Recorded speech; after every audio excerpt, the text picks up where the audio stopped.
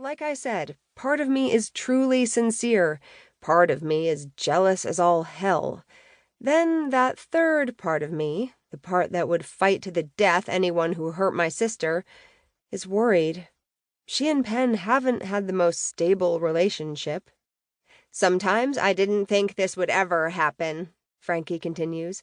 Things have always been so volatile between Penn and me, but these last 6 months, everything's been so great. That's awesome. You'll be my maid of honor, of course, she continues. And next, I have to call Isabella and Gigi.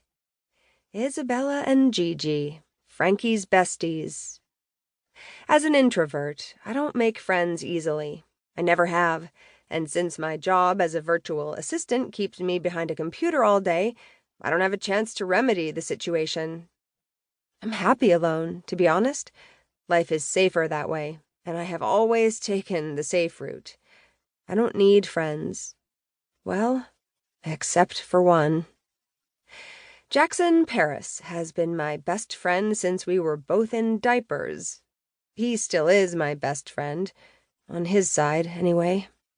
On my side, he's my closest friend in the world.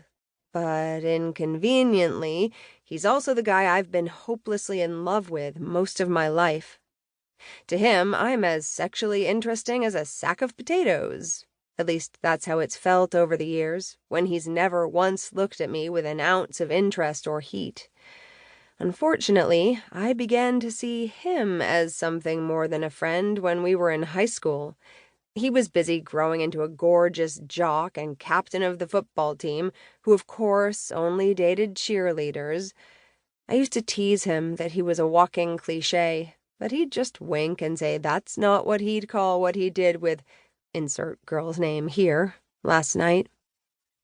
He continued with more of the same in college, where he played football again, majored in business, and landed an internship with Black Incorporated under the tutelage of the blue-collar billionaire himself, Braden Black. Now he's climbing up the corporate ladder at lightning speed as he works in marketing with Braden's brother, Ben Black. And he still dates all the time. Well, anyone not me. I sigh. Why would he want a bespectacled, no-makeup-wearing brunette with boring gray eyes?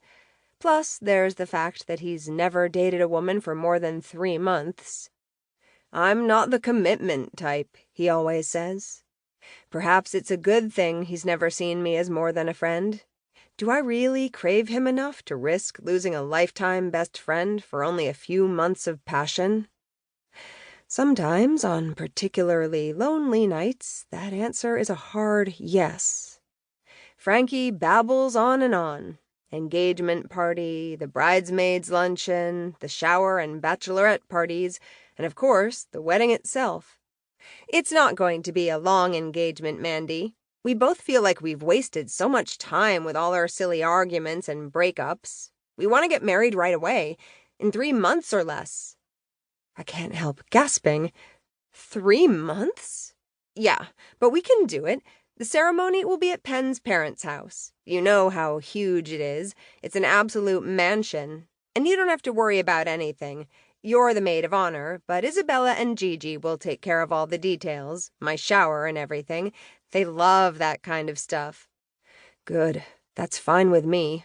Isabella and Gigi are social animals. I'm not. I could probably put together a shower. How difficult is it to serve cake and punch and watch Frankie open gifts? But a bachelorette party? Bridesmaids' luncheon? So not in my repertoire. That's great, isn't it? Gigi has so many social contacts. Everything will be top-notch. Top-notch. Great. I do need you to come with Isabella and Gigi and me to the gown fitting next week. Sure. I want all of you to be involved in choosing the dress you wear. Great. That's great, Frankie. Sometimes I feel like I'm stuck on repeat. Then my phone buzzes with another call. My heart pumps wildly when I see Jackson's name. Frank, I've got another call. It's work. Oh, sure. I understand. I'll keep you in the loop, okay, Mandy? Yeah, please.